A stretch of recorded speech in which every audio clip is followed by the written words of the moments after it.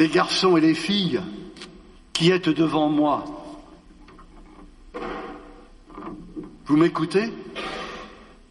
Vous êtes d'accord avec moi? C'est bien la fête de Noël que nous préparons. Et la fête de Noël, c'est bien la naissance de Jésus.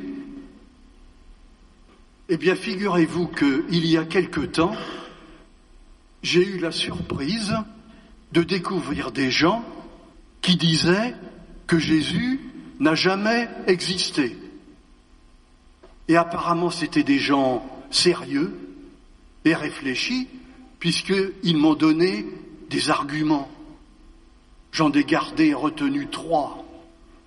Jésus n'a jamais existé, parce que, disait-il, il n'a laissé aucune trace. Il voulait dire une trace écrite. Jésus n'a rien écrit.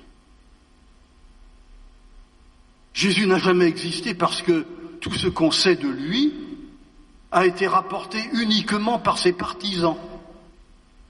Et par exemple, les historiens romains qui étaient à l'époque de Jésus n'ont jamais parlé de lui. Aucune mention.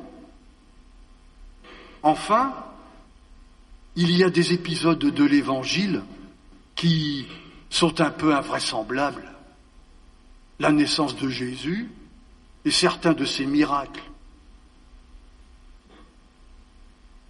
Il faut toujours entendre les critiques qu'on fait sur notre foi. Mais je n'ai pas plus moi péché de sourire intérieurement lorsque j'ai proclamé cet évangile. Parce que figurez-vous que on dirait que cet évangile a été mis là pour répondre à ceux qui disent qui nient l'existence de Jésus. En effet, qu'est-ce qu'on lit? Plein de détails sur des lieux, sur des dates où Jésus a vécu. Des dates, c'est précis, l'an 15 du règne de Tibère. Ponce Pilate, gouverneur de Judée, les prêtres Anne et Caïphe, des lieux, ça se passe dans la région du Jourdain, en Judée, et depuis des fouilles archéologiques ont mis à jour ces lieux que l'Évangile raconte, on les voit devant nous.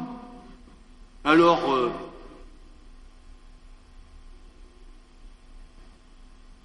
l'Évangile n'est pas une fable qui a été inventée par l'imagination des chrétiens. Et la fête de Noël, on a raison de la fêter.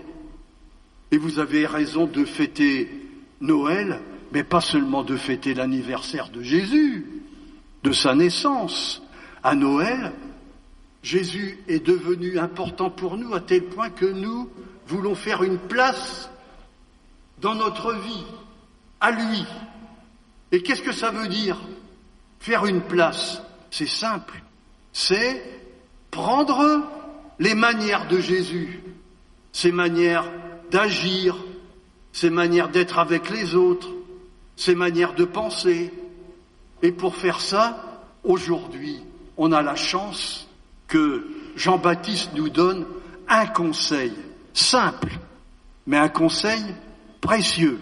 Celui-ci, rendez droit les sentiers tortueux. Rendez droit les sentiers tortueux. Qu'est-ce que c'est qu'un sentier? C'est un petit chemin qui relie des endroits différents et qui permet aux gens de se rencontrer. Quelle est la différence entre un sentier tortueux et un sentier droit? Le sentier tortueux éloigne les gens les uns des autres, parce qu'il faut mettre du temps pour les rencontrer. Le sentier droit les rapproche. Nous sommes invités à faire des sentiers droits dans nos vies, à nous rapprocher. Ça fait un certain temps que je suis dans cette paroisse et au long des dimanches, je m'aperçois qu'il y a des gens que je ne vois plus. Faire un chemin droit pour moi, c'est m'inquiéter de ce qu'ils deviennent, refaire un chemin droit. Et tout à l'heure, dans cette crèche, on va faire un chemin droit qui nous mène à Jésus. Dans la paroisse en ce moment, il y a des rencontres de quartier. Pourquoi ? Pour que, en se réunissant, nous nous donnions des idées pour essayer de voir comment nous rapprocher les uns des autres.